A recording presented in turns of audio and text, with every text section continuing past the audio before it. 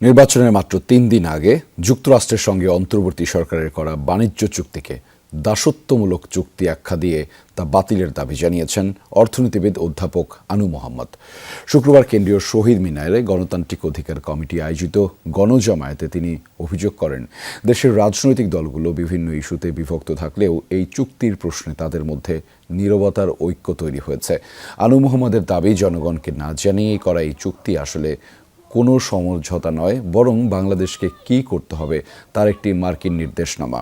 এতে প্রয়োজন বা মূল্য বিবেচনা ছাড়াই যুক্তরাষ্ট্র থেকে অস্ত্র, কৃষিপণ্য সহ বিভিন্ন পণ্য বিনা শুল্কে আমদানির বাধ্যবাধকতা তৈরি হবে বলে তিনি আশঙ্কা প্রকাশ করেন। এর ফলে সরকারের রাজস্ব আয় কমবে এবং সাধারণ মানুষের উপর কর ও ভর্তুকির চাপ বাড়বে বলেও মন্তব্য করেন তিনি।